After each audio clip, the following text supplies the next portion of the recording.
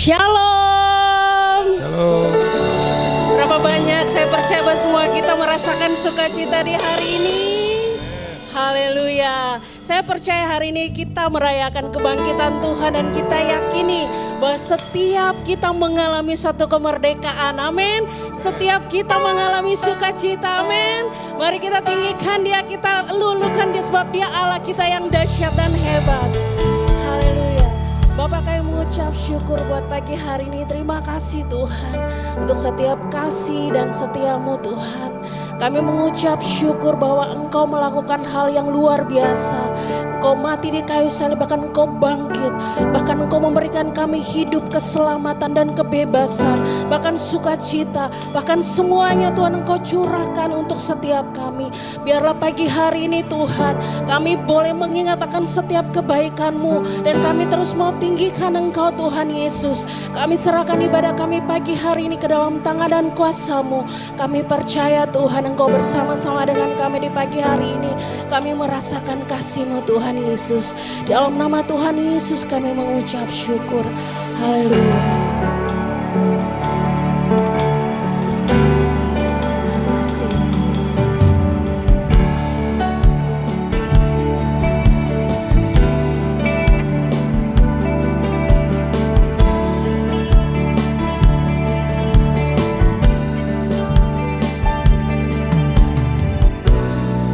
Sembah Kau Rajaku, sebab mulialah nama-Mu. Ku sembah Kau Tuhanku, sebab kasih-Mu bagiku. Takut dan ragu, karena Kau ada dalamku. Kan ku nyatakan kebesaran-Mu, ku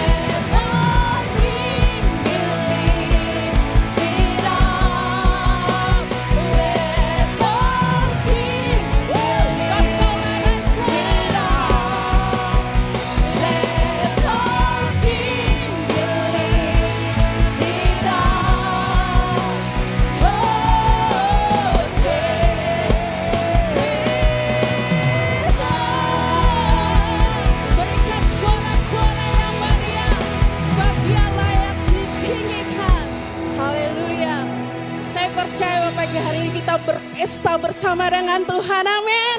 Ada sukacita, haleluya, sebab Dia hidup.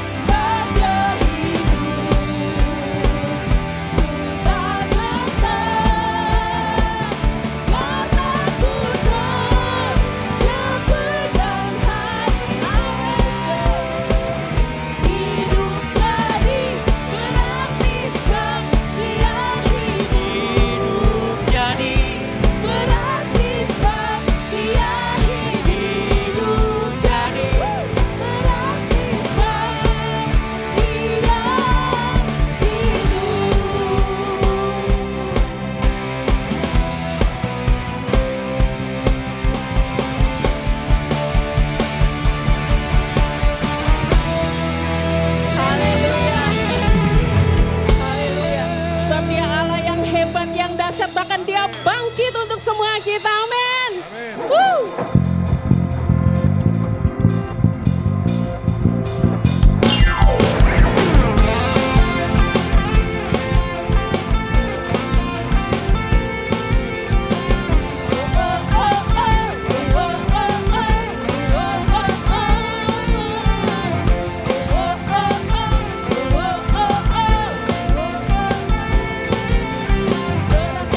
Kekuatanmu yang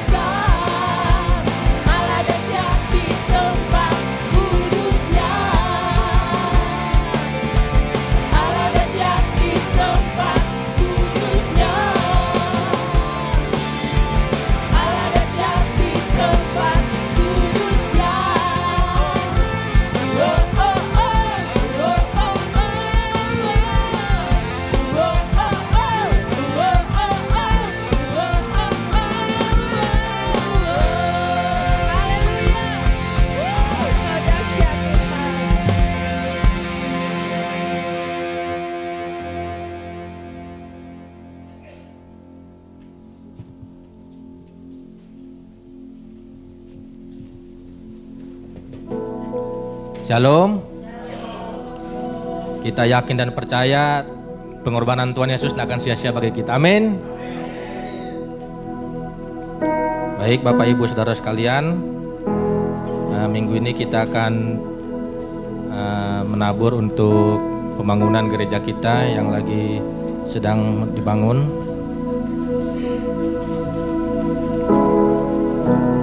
Saya akan membacakan satu ayat untuk kita semua, yaitu di 2 Korintus 9 ayat 7 yang berbunyi, "Hendaklah masing-masing memberikan menurut kerelaan hatinya, jangan dengan sedih hati atau karena paksaan, sebab Allah mengasihi orang yang memberi dengan sukacita."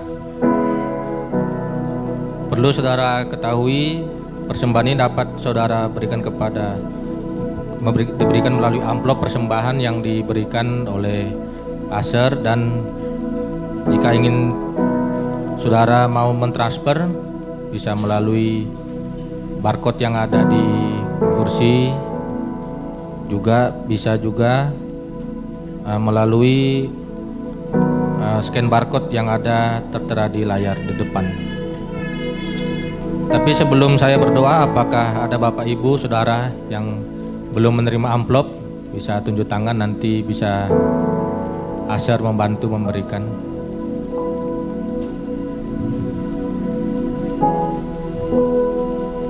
Baik, bila sudah semua, mari kita berdoa. Ya Allah Bapa di surga, kami mengucap syukur atas segala berkat yang telah Engkau berikan kepada kami ya Tuhan.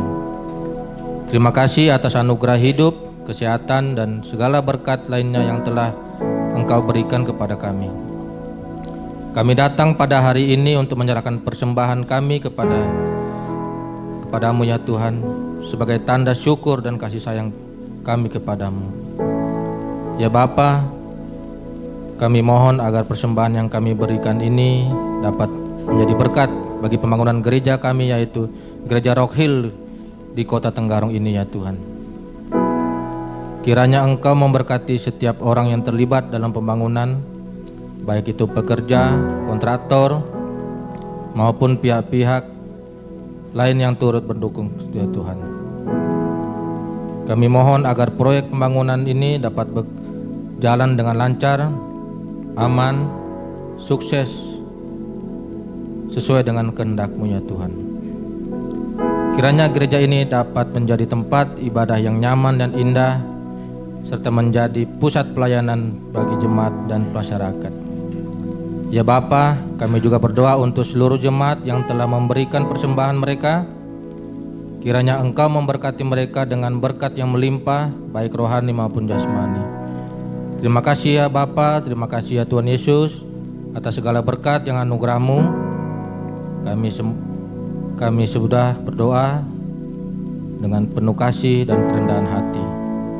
Dalam nama Tuhan Yesus Kristus, Bapa di surga, yang siap memberi, sama-sama kita katakan amin. Baik Bapak Ibu Saudara sekalian yang akan memberikan amplop, kotak persembahan ada di belakang. Selamat memberi, Tuhan Yesus memberkati.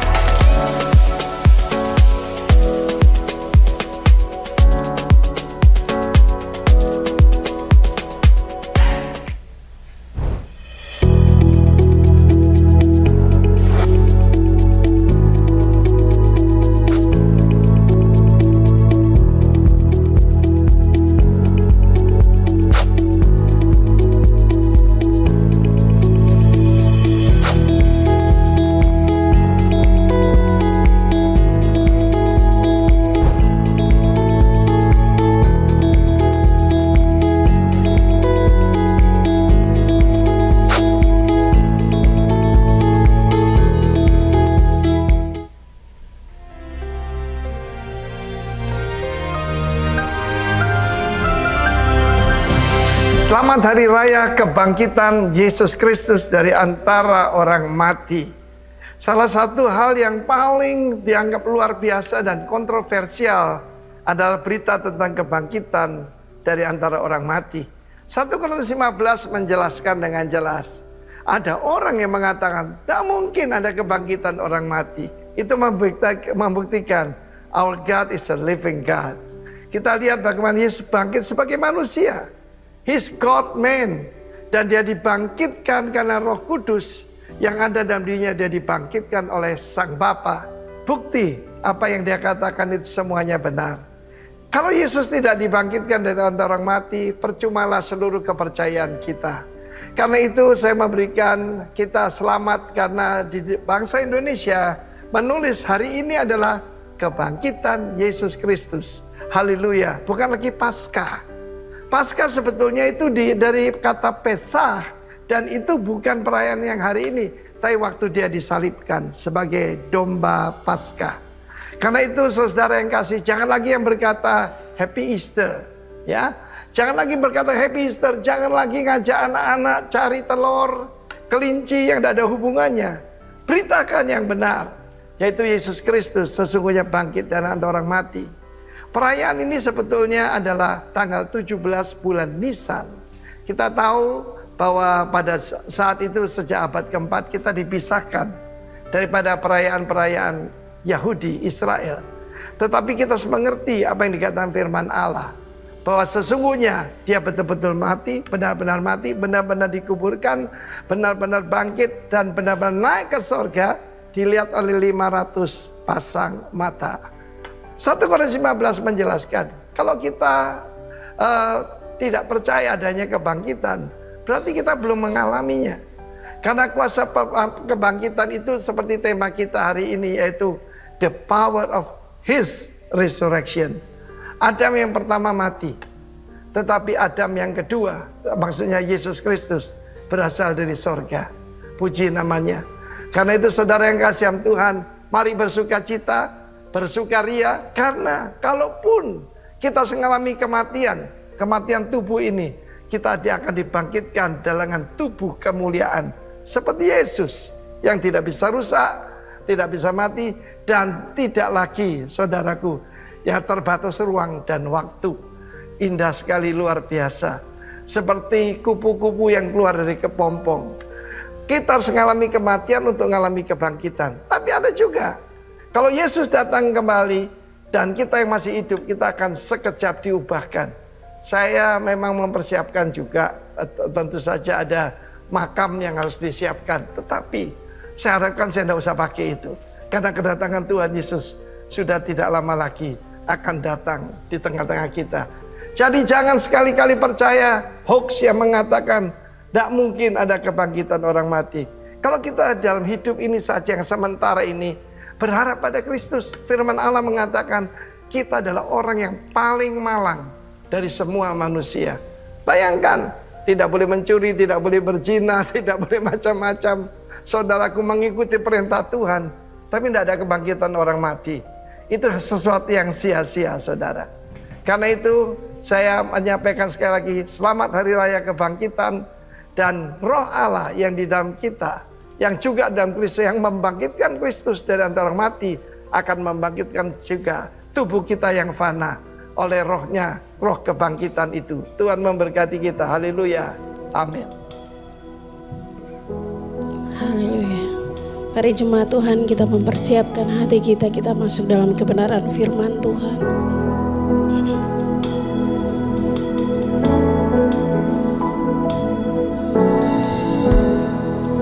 Memandang wajah-Mu, rasakan kasih-Mu,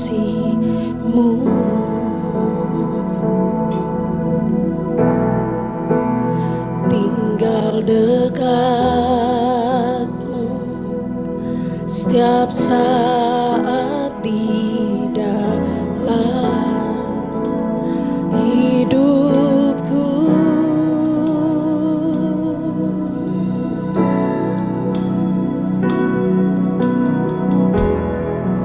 Memandang wajah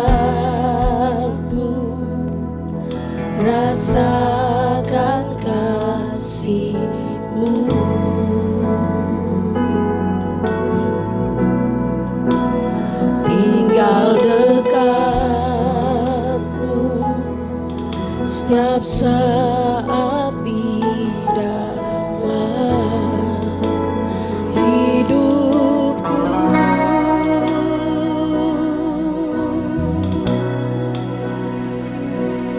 Bapakku yang baik, sangat ku cinta, kasih-Mu padaku semakin nyata ku rasakan.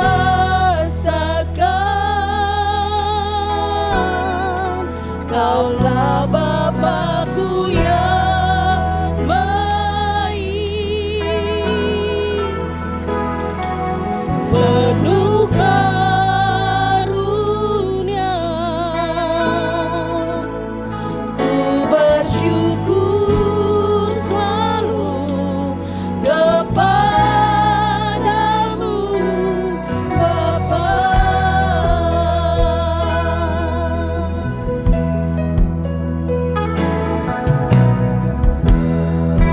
Memandang wajah-Mu, rasakan kasih-Mu, tinggal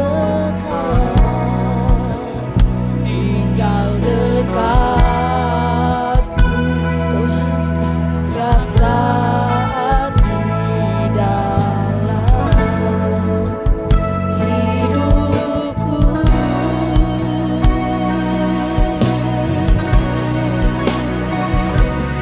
Bapakku yang baik, sangat ku cinta, kasih-Mu padaku semakin nyata ku rasakan. Kaulah Bapakku yang baik, penuh karunia. Ku bersyukur selalu kepadamu, Bapakku yang baik. Bapakku yang baik, sangat ku cinta,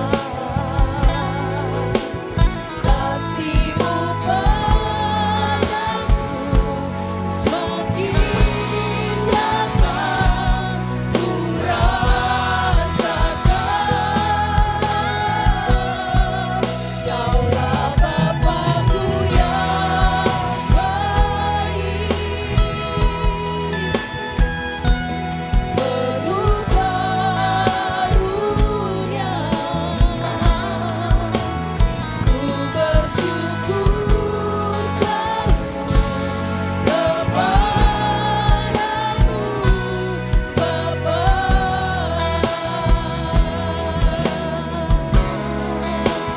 Ku bersyukur selalu kepadamu, Bapa.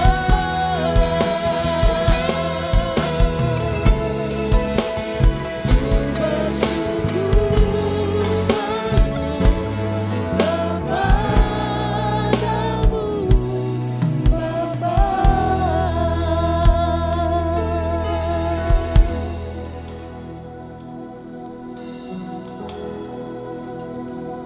Hati kami melimpah dengan syukur Tuhan, sebab kabar baik itu genap bahwa Engkau sudah bangkit. Kau sudah bangkit Tuhan Yesus, dan kuasa kebangkitan-Mu itu ada dalam kehidupan setiap kami. Dan kami percaya Tuhan Yesus, kami semua boleh berkumpul di tempat ini bukan kebetulan, Tapi kami percaya Engkau mau berurusan dengan kehidupan kami Tuhan Yesus. Ada kuasa kebangkitan-Mu yang akan menerobos di dalam kehidupan kami. Di dalam area-area yang saat ini Tuhan Yesus sedang membeku. Ataupun sedang kami kuburkan. Ataupun kami sedang sembunyi. Atau tidak ada terang firman Tuhan yang bisa masuk ke situ. Aku berdoa di dalam nama Tuhan Yesus. Kiranya kuasa kebangkitan-Mu menemukan area yang kami butuhkan di dalam nama Tuhan Yesus. Kami percaya Tuhan Yesus. Kami percaya bahwa Engkau berkuasa atas kehidupan kami. Berdaulat atas kehidupan kami. Terima kasih Tuhan Yesus. Biarlah kiranya firman-Mu yang disampaikan boleh kami terima. Dan kami bukan cuma jadi pendengar, tapi kami menjadi pelaku firman Tuhan. Di dalam nama Tuhan Yesus kami berdoa. Yang siap mendengarkan dan melakukan firman Tuhan. Katakan amin. Shalom. Katakan kanan kiri saudara, Tuhan Yesus sudah bangkit. Tuhan Yesus sudah bangkit. Haleluya. Haleluya. Kita harus bersuka cita saudaraku. Amin. Ya. Saya lihat semuanya banyak yang pakai baju putih ya. Saya percaya itu tanda sukacita. Haleluya. Amin. Oke. Saudaraku, tema daripada The Resurrection. Hari Raya. Tadi Pak Arifin sampaikan hari raya ya. Bukan memperingati, hari raya. Hari raya harusnya bahagia. Hari raya kebangkitan Tuhan Yesus Kristus. Ya, saudaraku, temanya adalah the power of His resurrection. Kuasa daripada kebangkitan Yesus Kristus. Mari kita baca Markus 16 ayat 1. Oke, saya baca pelan-pelan untuk saudara. Ya, karena kita akan mau ngambil sesuatu. Kita mau ngambil sesuatu dari penggalan ayat ini, penggalan kisah ini. Ini adalah kisah di mana Tuhan Yesus sudah mati dan dia sudah ada dalam kubur, saudaraku. Lalu kemudian di satu pagi, di minggu pagi setelah lewat hari Sabat, Maria Magdalena, saya berhenti di situ sebentar. Maria Magdalena itu adalah seorang perempuan yang Tuhan Yesus mengusir 7 setan dari dirinya. Mengusir 7 setan dari dirinya. Jadi dia adalah perempuan yang betul-betul kemarin itu kehidupannya dikuasai, saudaraku. Kehidupannya dia diikat, dikekang. Tapi Tuhan Yesus mati di atas kayu salib, perubahan sistem. Siapa yang mengekang, siapa yang mengikat, siapa yang mengutangi, semua sudah diselesaikan. Amin. Itu 7 setan itu mengikat kehidupan dia, dilepaskan. Dan Maria Magdalena yang sama ini, itu adalah perempuan, saudaraku, saudara tangkap baik karena ini penting. Dia adalah perempuan yang mengeluarkan minyak yang mahal untuk mengurapi kaki Yesus. Meminyaki dan menyeka dengan rambutnya, orang yang sama. Oke? Lalu kemudian Maria Magdalena dan Maria ibu Yakobus serta Salome, dia apa saudaraku di sini? Membeli rempah-rempah, katakan rempah-rempah. Rempah-rempah untuk pergi ke kubur dan meminyaki Yesus. Saudara lihat di sini, bagaimana ketika seseorang kehidupannya sudah dibebaskan. Ketika seseorang kehidupannya sudah diraih dari sistem yang lama, saudaraku. Seorang Maria Magdalena yang dia memecahkan minyak yang mahal untuk meminyaki Tuhan Yesus ketika dia hidup. Ketika Tuhan Yesus sudah dikubur, ketika Tuhan Yesus sudah mati pun, dia tetap melakukan hal yang sama. Dia membeli rempah-rempah saudaraku untuk meminyaki Tuhan Yesus kembali. Saya berdoa dari ayat yang pertama ini sudah berbicara kepada saudara. Bagaimana perubahan sistem itu. Amin. Amin. Ayat kedua selanjutnya. Ayat kedua. Lanjut, next. Dan pagi-pagi benar, pada hari pertama minggu itu, setelah matahari terbit, pergilah mereka ke kubur. Mereka berkata seorang kepada yang lain, siapa yang bakal menggulingkan batu itu? Saudara perlu tahu bahwa Tuhan Yesus dikuburkan di makam pinjaman. Makamnya orang kaya. Dan itu ditutup oleh batu yang besar. Dan mereka harus menggulingkan batu untuk bisa meminyaki Tuhan Yesus yang ada di dalam. Kira-kira seperti itu konteksnya. Sehingga mereka pas waktu lagi berjalan, mereka berkata seorang dengan yang lain, nanti siapa yang bakal menggulingkan? Batunya besar loh. Batunya besar. Siapa yang nanti bakal menggulingkan kamu atau saya? Mereka bilang seperti itu. Lalu kemudian selanjutnya. Next. Tetapi ketika mereka melihat dari dekat sampai kepada tujuannya, dilihat bahwa batunya memang sangat besar dan sudah terguling. Katakan sudah terguling. sudah terguling, saudaraku. Lalu kemudian mereka masuk ke dalam kubur dan mereka melihat seorang muda yang memakai jubah putih duduk di sebelah kanan mereka. Mereka sangat terkejut. Tetapi orang itu berkata kepada mereka, "Jangan takut, kamu mencari Yesus orang Nazaret yang disalibkan itu. Ia sudah bangkit. Ia tidak ada di sini lagi. Lihatlah, ini tempat mereka membaringkan dia." Di dalam kubur itu tempat Tuhan Yesus dibaringkan, saudaraku. Next. Dikatakan begini, ini kata malaikat itu kepada ketiga orang tadi yang lagi datang. Dibilang seperti ini, "Tetapi sekarang pergilah, katakanlah kepada murid-muridnya dan kepada Petrus, ia mendahului kamu ke Galilea. Di sana kamu akan melihat dia, seperti yang sudah dikatakan kepadamu." Jadi kata-kata lainnya saya bilang begini, jangan takut, dia sudah bangkit. Tolong kasih tahu kabar baik ini sama teman-temanmu, semua yang kenal Yesus, bahwa dia sudah bangkit. Bahwa batunya sudah terguling. Dan dia sudah menunggu di Galilea. Seperti apa, saudaraku? Seperti yang dia sudah katakan kepada kamu. Jadi Tuhan Yesus rupanya sudah pernah sampaikan kepada murid-muridnya, one day kita akan ketemu di Galilea. Cuman kenyataannya pada hari itu Tuhan Yesus ada dalam kubur. Next. Oke. Sampai di situ. Hari ini saya akan berbicara tentang the power of His resurrection, saudaraku. Kuasa daripada kebangkitan Tuhan Yesus Kristus. Saya mulai dengan pertanyaan, sama seperti Jumat Agung kemarin. Di sini adakah dari saudara yang pernah kehilangan sesuatu yang berharga? Tolong angkat tangan saudara. Pernah? Pernah? Oke. Saudara pernah kehilangan sesuatu yang berharga. Dan saudara, kerepotan daripada suatu kehilangan itu adalah ketika saudara lagi butuh, baru saudara tahu, saudara cari-cari, baru tahu bahwa itu hilang. Betul nggak? Saudara baru tahu kalau itu hilang. Iya kan? Nah saudaraku, saya percaya kita pernah kehilangan sesuatu yang berharga. Mungkin itu kunci rumah, ya. Saya sering sama istri saya, di mana kunci rumah?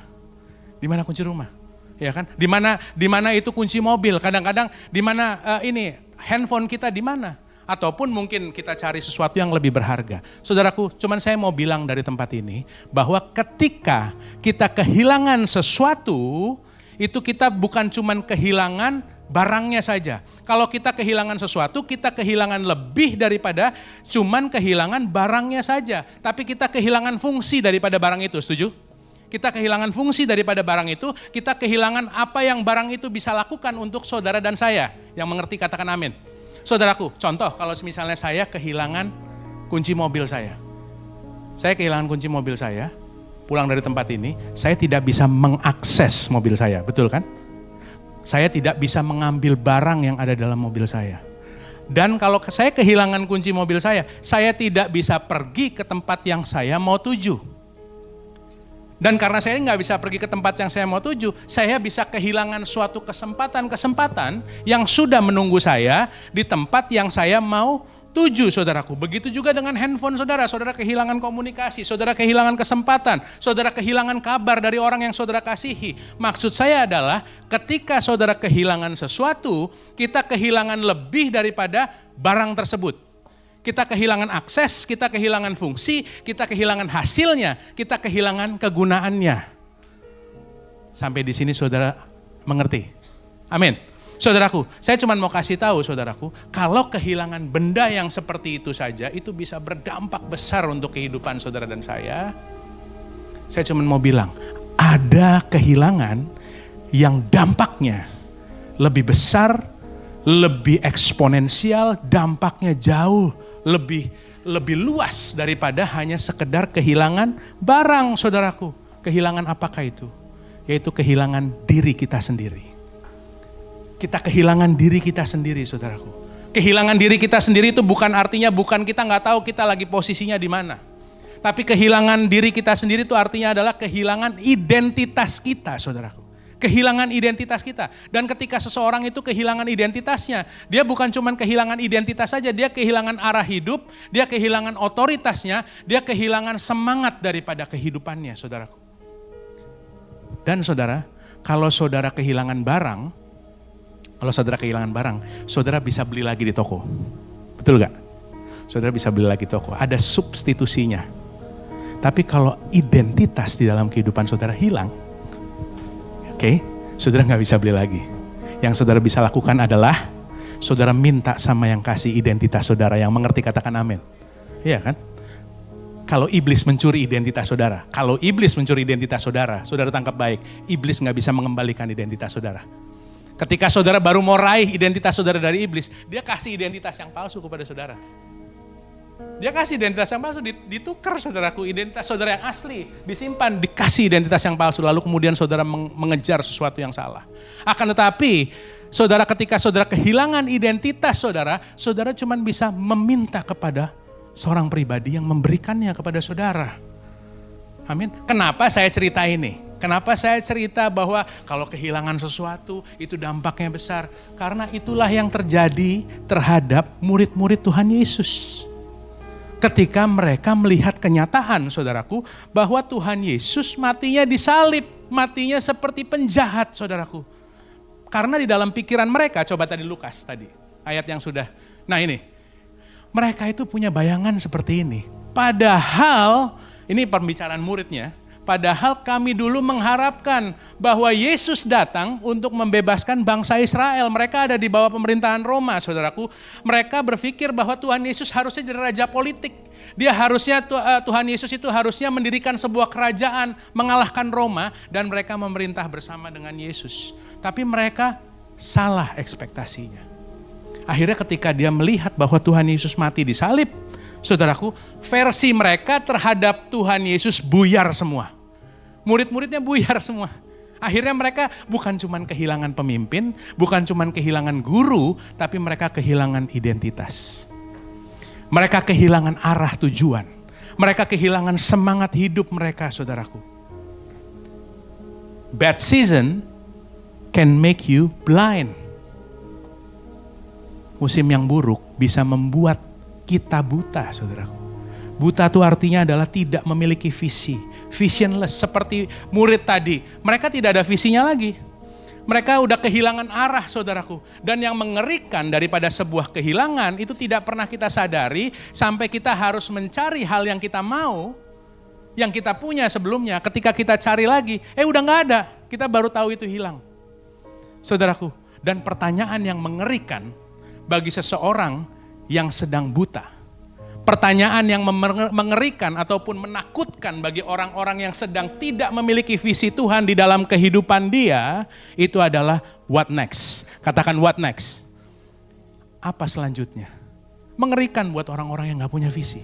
Mengerikan bagi orang-orang yang visinya sedang hilang. Saudara bisa tanya dengan murid-murid yang tadi barusan lagi jalan, siapa yang akan menggulingkan batu itu? Kalau ada yang berani tanya, what next after this? Apa setelah ini?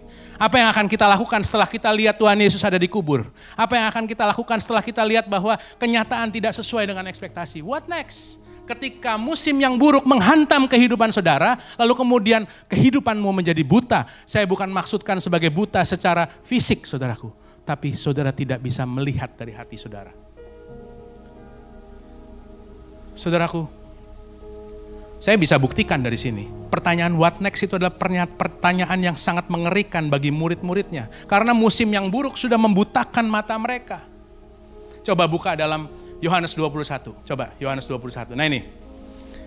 Saya bisa buktikan di sini, saudaraku. Bahwa Simon Petrus bilang sama mereka, aku sekarang pergi menangkap ikan. Kata mereka kepadanya, kami pergi juga. Mereka berangkat lalu naik perahu, saudaraku. Mereka melihat bahwa, udah gak ada harapan lah. Tuhan Yesus sudah mati kok. Iya kan? Sudah gak ada harapan, saya kehilangan arah. Kita balik ke pekerjaan yang lama. Kita balik ke kebiasaan yang lama. Kita balik ke hidup yang lama. Kita balik ke sistem yang lama lagi. Sebab apa? Udah visionless. Sudah tidak ada visi lagi daripada Tuhan, saudaraku. Dan saudaraku, saya bisa ceritakan kepada saudara reaksi murid yang lain.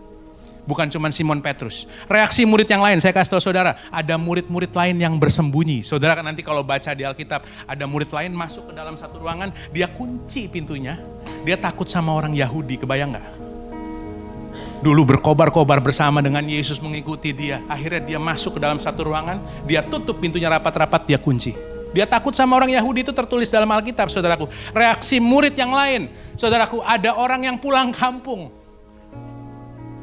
Ada 2 murid Yesus yang pulang ke Emmaus. Emmaus itu menjauhi Yerusalem dikatakan di Alkitab. Sedangkan Tuhan Yesus dari mulutnya sudah memberikan visi bahwa nanti tunggu aku di Yerusalem. Aku akan mencurahkan rohku kepadamu di Yerusalem. Saudaraku, tangkap baik ini. Bahwa orang yang kehilangan visi akan cenderung untuk menjauh dari tempat penggenapan visi tersebut. Saya ulang sekali lagi. Orang yang sedang kehilangan visinya, orang yang sedang blind, orang yang sedang visionless daripada Tuhan, dia akan cenderung untuk menjauh daripada tempat pengenapan visi Tuhan di dalam kehidupan dia. Saudara tangkap baik. Seharusnya dia stay di Yerusalem, tapi dia pergi keluar ke Emmaus, saudaraku. 2 orang. Saudara, saya juga bisa ceritakan bagaimana Thomas itu sampai harus ketemu Tuhan Yesus sendiri di satu ruangan. Biasanya Thomas itu kumpul sama teman-temannya. Tapi ketika Tuhan Yesus bertemu dengan murid-murid yang lain, dikatakan tidak ada Thomas. Berarti Thomas itu ketika dia blind, ketika dia visionless, dia meninggalkan komunitasnya, saudaraku. Dia pergi dari komunitasnya. Dia bilang, aku nggak ikut-ikutan lagi sama ini. Ini udah over. Ini udah berakhir. Bad season can make you blind. Musim yang buruk bisa membuat kamu buta. Musim yang buruk bisa mengambil ataupun merebut visi Tuhan daripada kehidupan saudara. Yang mengerti katakan amin. Visi Tuhan itu adalah cuplikan-cuplikan yang Tuhan berikan kepada saudara. Ada atraksi-atraksi yang akan datang di dalam kehidupan saudara. Yang Tuhan berikan, yang Tuhan inginkan terjadi di dalam kehidupan saudara. Seperti saya selalu gambarkan seperti sebuah trailer film di bioskop. Saudara nggak perlu nonton seluruh filmnya. Saudara cukup lihat trailernya saja untuk kasih tahu bahwa film ini layak untuk ditonton. Saudara bisa tahu apa yang akan datang di dalam kehidupan saudara. Tapi musim yang buruk bisa menghancurkan visi, dan visi ketika dihancurkan identitas seseorang terguncang, dan ketika identitas seseorang terguncang akhirnya apa saudaraku? Arah kehidupannya berubah. Arah kehidupannya berubah, saudaraku. Sebab visi daripada Tuhan itulah yang saudara perlu, dan di dalam kehidupan saya kita perlukan. Sebab kita melihat dengan mata kita, tetapi kita melihat dengan mata kita melihat hari ini, saudaraku. Tapi dengan visi Tuhan kita melihat hari depan. Dengan mata kita melihat apa yang kita bisa lakukan. Dengan visi daripada Tuhan kita bisa melihat apa yang Tuhan mampu lakukan melalui kehidupan saudara dan saya. Yang mengerti katakan amin. Kita melihat dengan mata kita, itu kita melihat pandangan kita. Visual. Tapi kita melihat visi Tuhan dengan hati kita, saudaraku. Dengan hati kita. Padahal, saudara, kalau saya boleh masuk lebih jauh di sini, Tuhan kasih visi enggak ke Petrus? Tuhan kasih visi kan ke Petrus? Petrus, engkau adalah batu karang. Dan di atas batu karang ini, aku akan mendirikan jemaatku. Dan alam maut tidak akan menguasainya. Tapi itu jauh di ujung jalan, saudaraku. Dia harus melewati sebuah musim yang gak enak. Melewati sebuah musim kehilangan. Akhirnya apa? Visionless. Akhirnya apa? Buta. Akhirnya buta, saudaraku. Tuhan juga taruh visinya di murid-murid yang lain, saudaraku. Kamu dulu penjala ikan, tapi aku jadikan penjala manusia. Itu visi. Itu visi, saudaraku. Tapi oleh karena musim yang buruk, dia gak berani lagi untuk melakukan hal tersebut. Petrus juga mungkin pas waktu lagi posisi ini, saudaraku, dia udah bilang, saya sudah selesai. Saya sudah terlalu banyak mengecewakan Tuhan. Saya sudah menyangkal dia 3 kali. Lalu ayam berkokok. Akhirnya saya udah gak layak buat Tuhan. Aku kembali ke nelayan aja deh. By the way, nelayan itu adalah suatu pekerjaan yang sangat-sangat dia mengerti. Sangat-sangat dia kuasai. Dia kembali ke satu titik di mana dia tahu kekuatanku yang bisa menyelamatkan aku. Halo. Kekuatanku yang bisa menyelamatkan musimku. Padahal the power of resurrection, kuasa daripada kebangkitan Tuhan Yesus itu akan bekerja sebentar lagi dalam kehidupan murid-muridnya.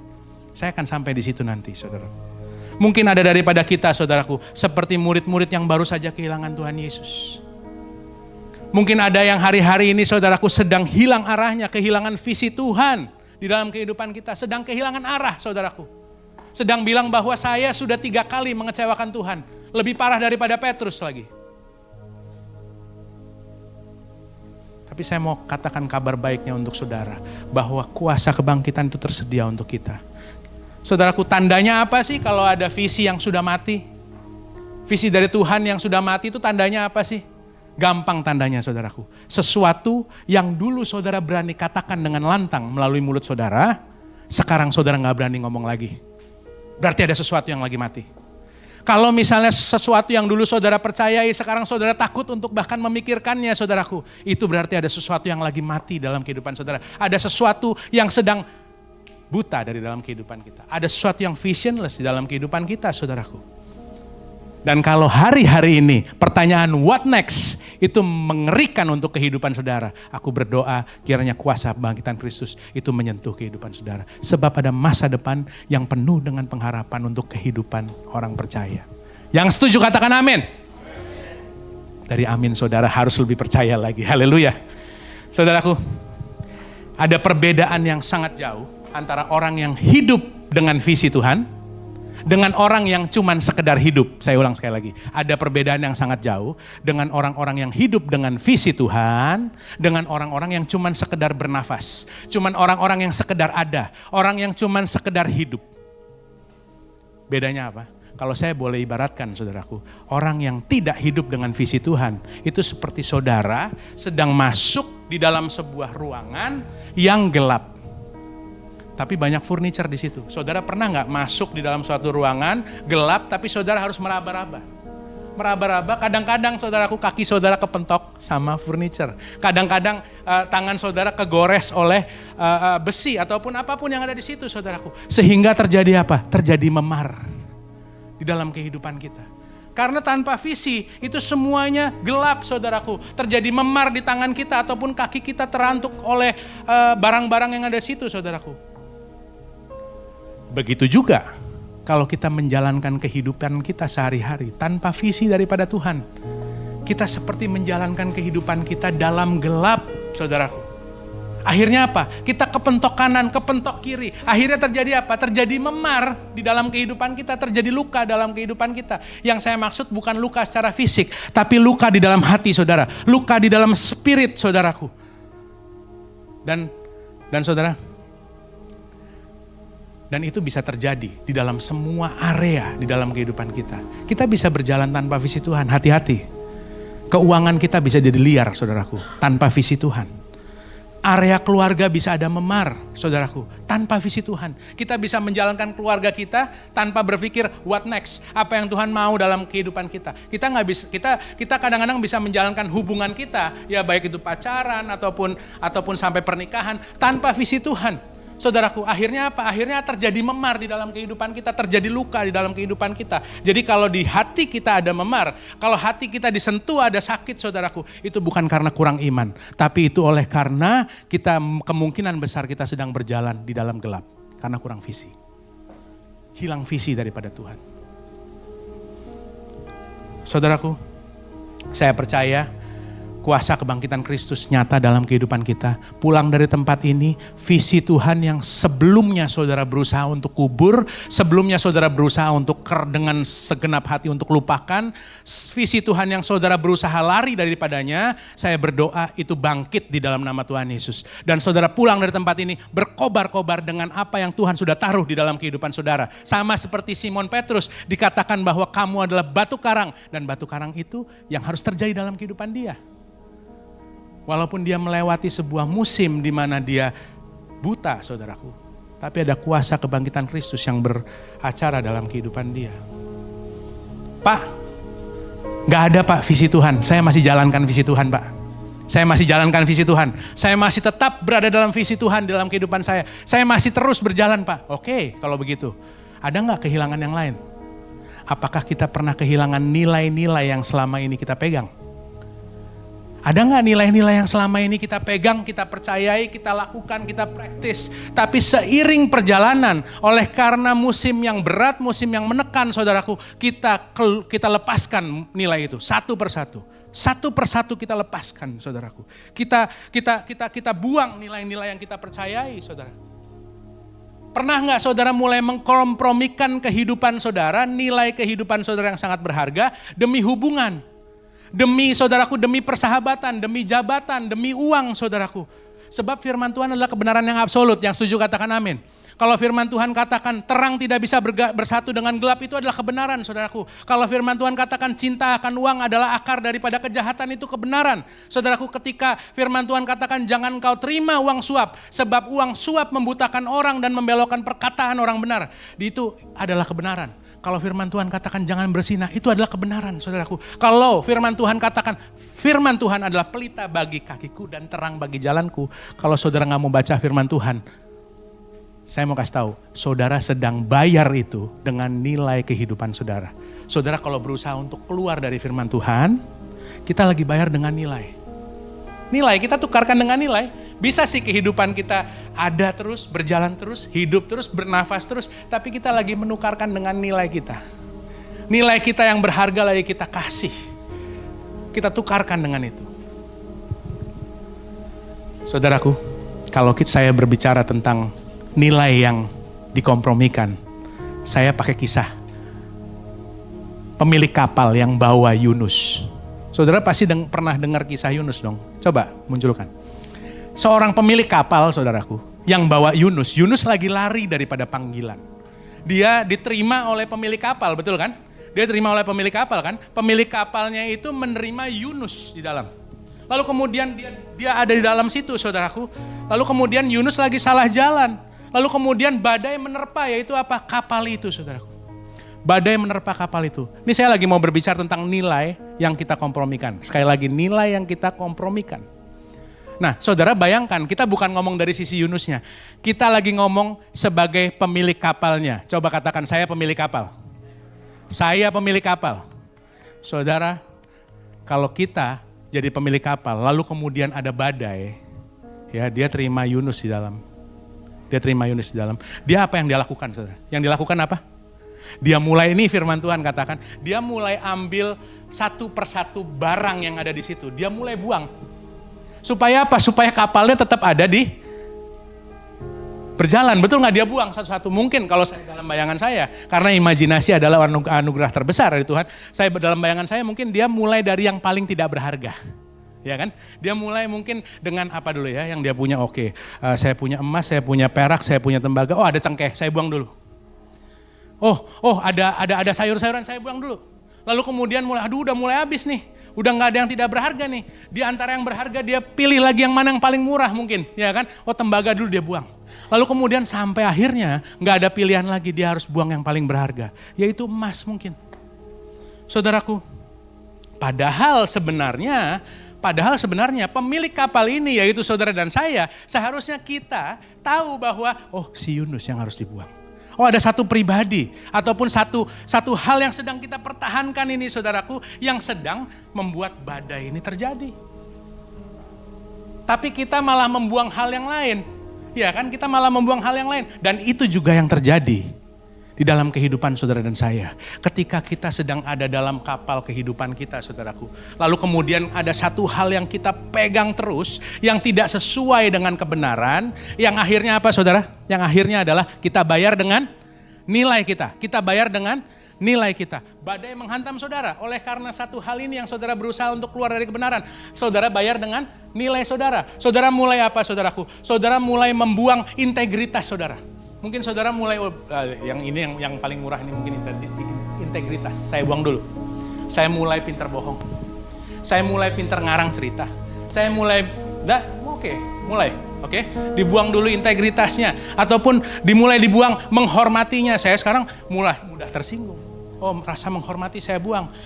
Kasihnya dibuang, saudaraku. Rasa tanggung jawabnya mulai dibuang. Oleh karena apa? Kita lagi mempertahankan sesuatu yang keluar dari firman Tuhan. Apapun itu. Saya nggak bisa ngomong di sini karena terlalu banyak. Kalau kita lagi mempertahankan sesuatu itu, saudaraku, akhirnya terjadi gelombang di dalam kehidupan kita. Kita membayar dengan nilai. Kasihnya saudara buang.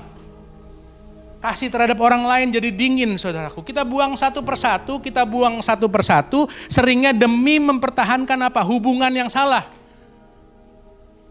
Hubungan yang salah, saudaraku, yang tidak sesuai dengan firman Tuhan. Yang menggapai jabatan dengan cara yang salah, saudaraku.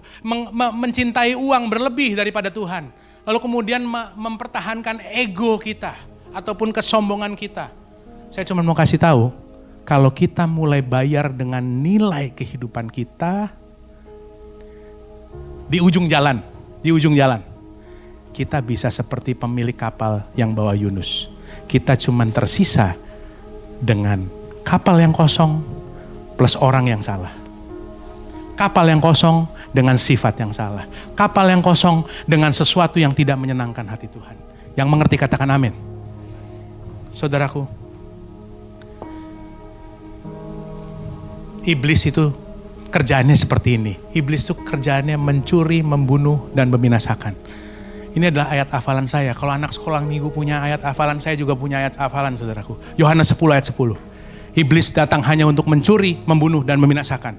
Tetapi Tuhan semesta alam datang untuk memberikan saudara hidup dan hidup yang berkelimpahan, saudaraku. Iblis ketika sudah mencuri, dia curi dulu integritasnya. Pas saudara lagi mau ada suatu hal yang membutuhkan integritas, saudara-saudara mulai cari-cari di mana integritas saya. Kok saya sekarang dengan gampangnya saya make up story, saya membuat cerita, mengarang cerita dan lain-lain, kok saya jadi fasih sekali. Dan lain-lain, integritasnya hilang.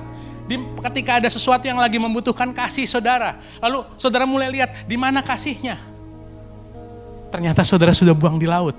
Ketika saudara lagi mempertahankan sesuatu yang keluar daripada firman Tuhan. Ketika saudara lagi berteman dengan orang-orang yang dulu saudara akrab, lalu saudara cari lagi, di mana keakrabannya? Di mana rasa persaudaraannya itu? Ternyata saya sudah lagi buang ke laut. Oleh karena kemarin saya mempertahankan ego saya, mempertahankan kesombongan saya. Saudara buang satu persatu nilainya. Di mana setia kawannya? Kalau suami istri, di mana romantisnya? Oh, udah dibuang ke laut, Pak. Bulan madunya udah lewat, katanya.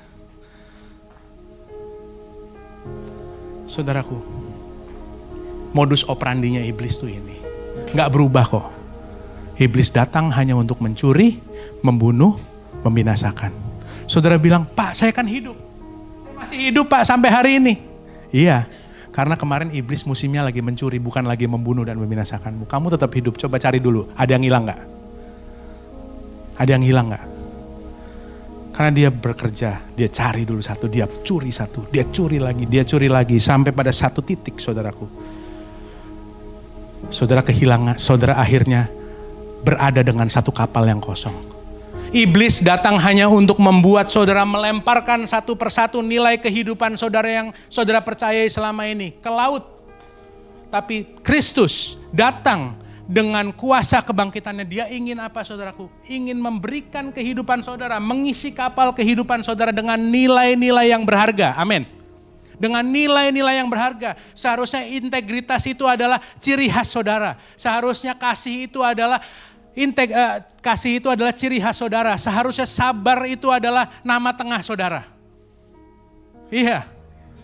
Nama tengah saudara, Herman Sabar Prabowo.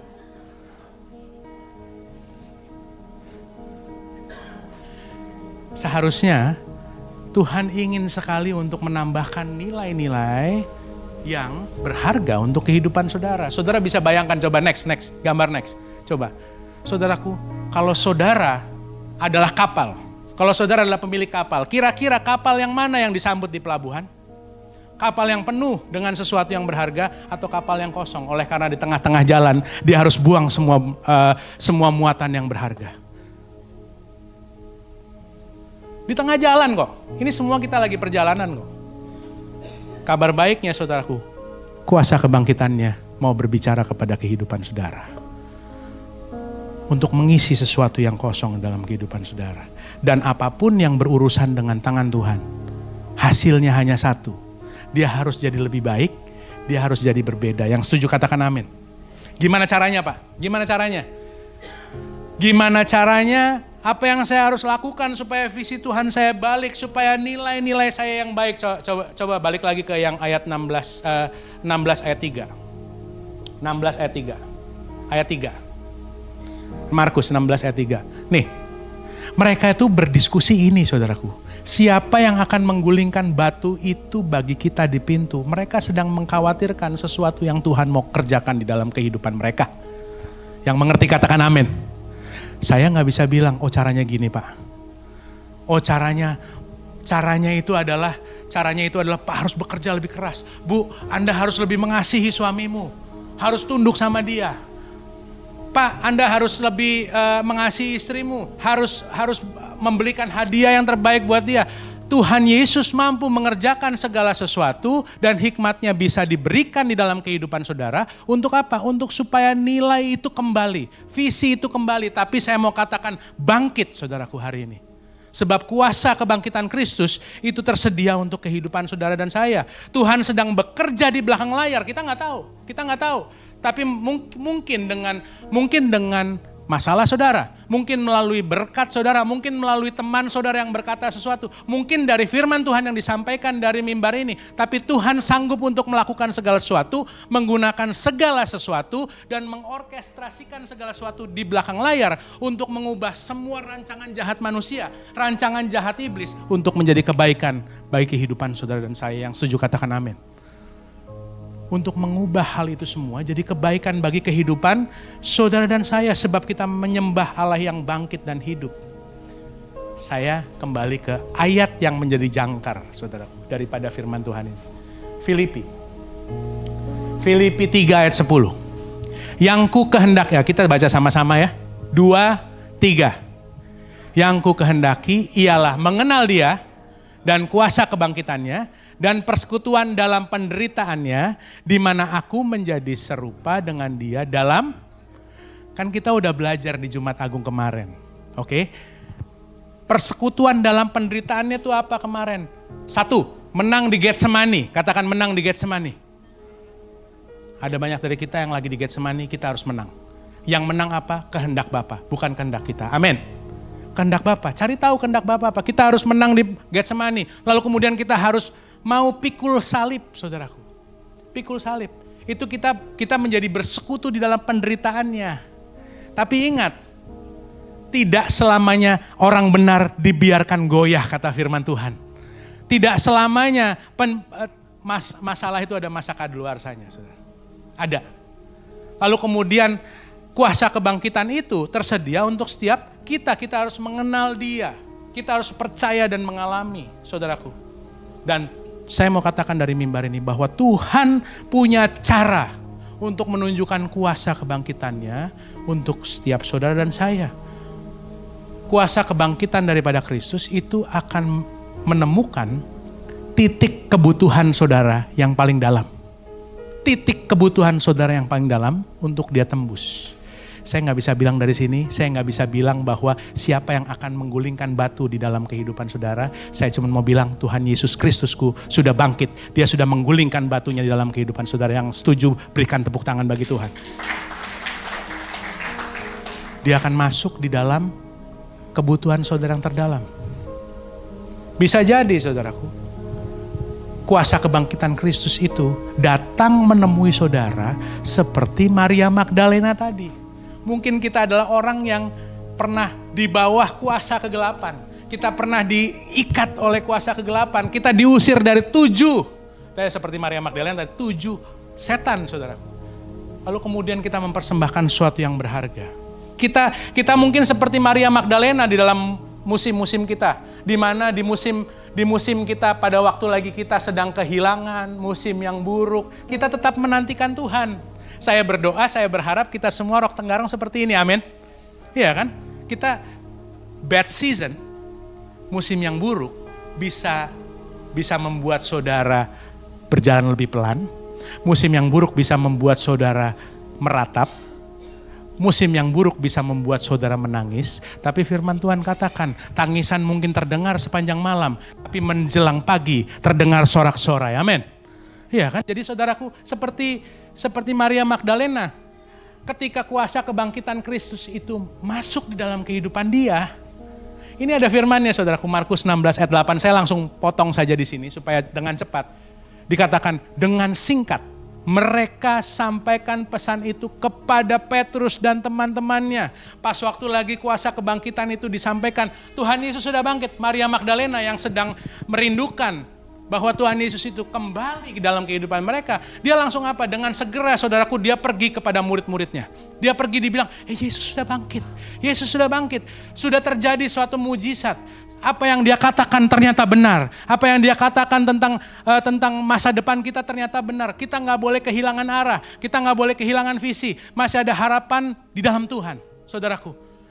Itu yang dia lakukan. Maria Magdalena langsung, saudaraku. Atau kita juga bisa seperti murid-murid. Di mana ketika Maria Magdalena datang kepada mereka, lalu mereka katakan, cuman mereka nggak langsung percaya, saudaraku. Mereka nggak langsung merespon, mereka nggak langsung action. Iman mereka tidak langsung tumbuh. Visi yang kemarin mereka percayai tidak langsung kembali bangkit, saudaraku. Ataupun nilai yang kemarin sempat hilang di perjalanan dia buang ke laut, saudaraku, tidak langsung dipraktekkan kembali. Tapi murid-murid ini mereka tidak langsung percaya. Mereka masih ada di dalam sebuah ruangan, dia kunci. Dia kunci kenapa? Karena dia takut orang Yahudi tadi. Dia takut orang Yahudi. Sebab pas waktu lagi pengadilan, lalu kemudian Tuhan Yesus disalib, kuburan itu dijaga ketat, di Alkitab dikatakan. Kuburan dijaga ketat. Sampai kalau mayatnya hilang, saudaraku. The body of Christ hilang. Yang pertama disalahkan siapa? Gak mungkin kan imam-imam kepala. Yang disalahkan pasti murid-muridnya. Mereka jadi enemy of the state. Mereka jadi musuh daripada warga situ saat itu. Karena mereka jadi tersangka utama. Mereka ketakutan, saudaraku. Padahal sebenarnya sesuatu, gini. Kabar baik yang sama yang masuk ke telinganya Maria Magdalena, itu juga didengarkan oleh murid-muridnya. Tapi menghasilkan dua respon yang berbeda. Saya ulang sekali lagi. Kata-kata yang sama tentang Yesus sudah bangkit. Kuasa kebangkitan Yesus tersedia untuk kehidupan saudara. Itu sama datang di telinga Maria Magdalena dan datang juga di murid-muridnya. Tapi menghasilkan dua reaksi yang berbeda. Markus 16 ayat 14, saya nggak yakin saudara bisa baca ini, tapi saya bacakan untuk saudara. Mereka tidak percaya kepada orang-orang yang telah melihat dia sesudah kebangkitannya. Nggak percaya, saudaraku. Sampai Tuhan Yesus harus datang kepada mereka. Di tengah-tengah mereka Tuhan Yesus sampai harus apa, saudaraku? Dikatakan Tuhan Yesus harus menghardik mereka. Karena murid-muridnya nih, aduh kamu keterlaluan banget sih, kamu keterlaluan loh. Murid-muridnya tuh seharusnya adalah orang yang duduk bersama dengan Tuhan Yesus. Dia dapat informasi A1, saudaraku. Dia dapat informasi yang betul-betul langsung. Dia makan bareng, kabar kebangkitan itu sebenarnya sudah disampaikan. Kamu tunggu di Yerusalem, nanti akan ada penggenapannya untukmu. Tapi mereka pergi bersembunyi, ada yang pulang kampung, ada yang keluar dari komunitas. Yang keluar dari komunitas itu adalah si Thomas, saudara. Thomas. Dia keluar dari komunitas, saudaraku. Dia ngomong seperti ini. Dia bilang seperti ini. Sebelum aku melihat bekas paku pada tangannya, dan sebelum aku mencucukkan jari ke bekas paku itu, ke dalam lambungnya, sekali-kali aku tidak akan percaya. Untuk orang-orang yang seperti ini, padahal dia juga murid Yesus. Tapi Tuhan Yesus punya cara menggulingkan batu yang besar tadi. Jangan batasi pekerjaan Roh Kudus, saudaraku. Untuk menggulingkan batu di dalam kehidupan saudara. Mungkin hari-hari ini saudara ada di ketiga kategori ini. Saya undang para pelayan. Saya pernah ada di tiga ini, saudaraku. Saya pernah ada di tiga ini. Saya pernah ada di posisi seperti Thomas, di mana ketika saya hilang arah, saya tidak ada kekuatan, saya tidak mengerti apa yang harus dilakukan. Kata-kata tadi saudaraku, what next, itu mengerikan buat saya. Bahkan kalau saya boleh jujur dari tempat ini, dalam ministry ini pun, saya bisa sampaikan dengan cepat beberapa titik di mana saya merasa bahwa tidak ada harapan lagi. Tidak ada kemungkinan akan dilanjutkan. Tidak ada kemungkinan untuk berjalan lebih jauh daripada ini. Saudaraku, saya cuma mau bilang dengan jujur. Tapi di saat titik itulah Tuhan Yesus memiliki sebuah kedaulatan yaitu kuasa kebangkitannya dia berurusan dengan kehidupan saya, dia katakan pengharapan masih ada. Saya nggak tahu hari esok, tapi saya tahu siapa yang pegang hari esok. Saya nggak tahu hari esok, tapi saya tahu siapa yang pegang hari esok. Dan saya tahu bahwa Tuhan berdaulat dan rancangannya tidak pernah gagal. Ayub mengatakan dia mampu melakukan segala sesuatu. Dan rancangannya tidak ada yang gagal, saudara. Dan indahnya daripada, gambar 3 tadi. Dan indahnya dari ketiga cerita ini. Indahnya daripada ketiga cerita ini. Dengan kabar yang sama, respon yang berbeda. Oke? Dengan kabar kebangkitan yang sama, kuasa kebangkitan yang sama, cuman respon yang berbeda. Indahnya adalah Tuhan mampu dan Tuhan tahu caranya untuk menggulingkan batu tadi. Tiga-tiganya saudaraku, tiga-tiganya kehidupannya bangkit kembali. Tiga-tiganya kehidupannya direstorasi oleh Tuhan. Tidak ada satupun yang tertinggal dengan 3 cara yang berbeda. Kalau saudara jatuh di dalam 3 kategori ini, manapun saudara, apapun saudara yang kondisi saudara hari-hari ini, tiga-tiganya dipulihkan oleh Tuhan. Kalau Tuhan sanggup melakukannya untuk Maria Magdalena, dan Tuhan sanggup melakukannya untuk murid-murid, dan Tuhan sanggup untuk melakukannya bagi Thomas, orang yang peragu, dan Tuhan sanggup melakukannya untuk kehidupan saya percaya Tuhan sanggup melakukannya dalam kehidupan saudara. Yang menerima firman Tuhan ini dalam hatinya, berikan sorak-sorai itu. Mari bangkit berdiri. Sebab dia hidup. Pada hari esok, sebab dia hidup, ku takkan karena ku tahu dia pegang hari esok. Hidup jadi berarti sebab dia hidup.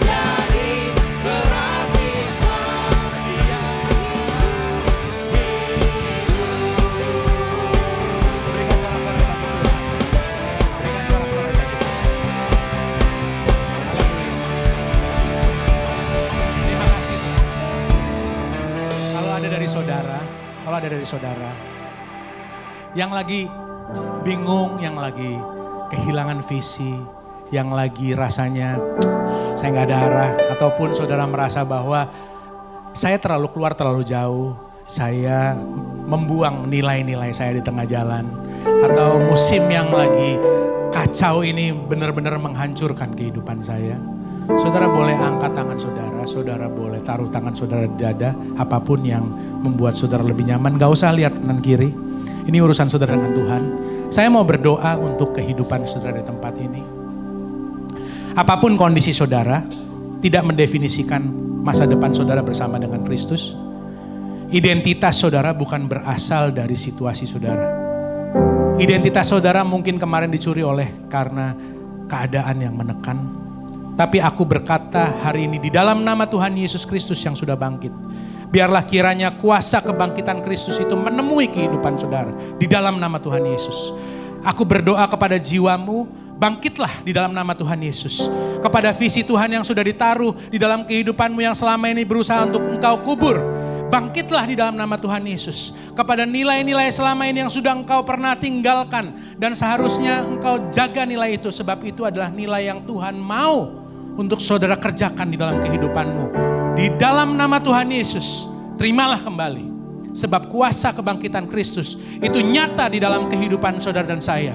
Kalau dia boleh melakukannya saudaraku untuk Maria Magdalena yang merindukan Tuhan. Dan dia boleh melakukannya bagi murid-murid yang sedang sembunyi ketakutan saudaraku. Ataupun dia melakukannya untuk Thomas yang pada saat itu sedang ragu dan meninggalkan Tuhan.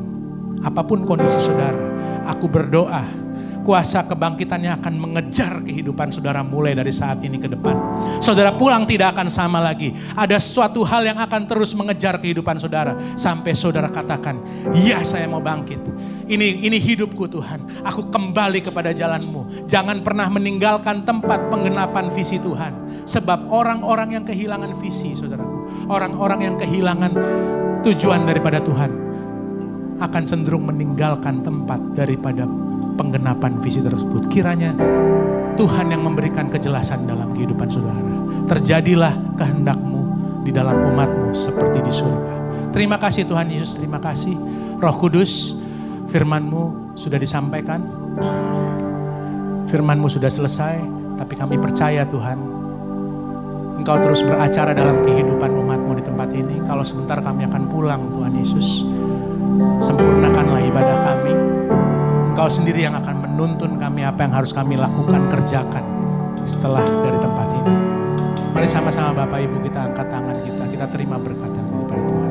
Tuhan memberkati engkau dan melindungi engkau. Tuhan menyinari saudara semua dengan wajahnya dan memberikan saudara damai sejahtera. Damai sejahtera daripada Tuhan melingkupi kehidupan saudara. Dan yang itu yang akan menjaga kehidupan saudara tidak melenceng ke kanan dan ke kiri. Kiranya Tuhan memberkati semua yang sedang kau kerjakan dan kau lakukan sehingga engkau menjadi berbeda daripada dunia ini. Saudara tidak berjalan dan menjadi lelah. Saudara tidak berlari dan menjadi lesu. Tetapi kekuatan Tuhan yang akan menjadi penopang kehidupan saudara. Saudara akan berjalan dari satu kemuliaan kepada kemuliaan yang lain. Berkat Allah Abraham, Allah Ishak, Allah Yakub. Tuhan yang sudah boleh membebaskan Israel mencapai tanah Kanaan. Itu juga yang akan menuntun saudara kepada sebuah kehidupan yang berkelimpahan yang sudah dijanjikan oleh Tuhan. Di dalam nama Tuhan Yesus terimalah berkat yang terbaik di dalam satu nama.